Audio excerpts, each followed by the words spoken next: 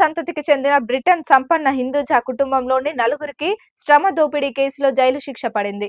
స్విట్జర్లాండ్లోని విల్లాలో పనిచేసే సిబ్బందిపై శ్రమ దోపిడీకి పాల్పడ్డారనే కేసులో ప్రకాష్ హిందూజా, ఆయన భార్య కమల్కు 4.5 ఏళ్లు, కుమారుడు అజయ్, కోడలు నమ్రతకు 4 ఏళ్ల చొప్పున స్విస్ న్యాయస్థానం జైలు శిక్షను ఖరారు చేసింది. అయితే కోర్టు తీర్పుపై నలుగురు నిందితులు పై కోర్టులో అప్పీల్ చేసుకున్నారు. ఇక హిందూజా కుటుంబ సభ్యులు కార్మికుల శ్రమ దోపిడీతో పాటు వారికి స్వల్ప ఆరోగ్య ప్రయోజనాలను అందించడంలో కూడా విఫలమయ్యారని స్విస్ కోర్టు తన ఉత్తర్వుల్లో పేర్కొంది. సిబ్బందికి చెల్లించే వేతనాలు స్విట్జర్లాండ్లో అటువంటి ఉద్యోగాలకు చెల్లించే వేతనంలో 10వ వంతు కంటే తక్కువగా ఉన్నాయని న్యాయస్థానం పేర్కొంది. కాగా హిందూజా ఫ్యామిలీపై ఉన్న మానవ అక్రమ రవాణా ఆరోపణలను కోర్టు కొట్టివేసింది. బ్రిటన్లోని అత్యంత సంపన్నులైన హిందూజా కుటుంబం కార్మికుల పాస్పోర్ట్లను కూడా స్వాధీనం చేసుకున్నట్లు ప్రాసిక్యూషన్ ఆరోపించింది.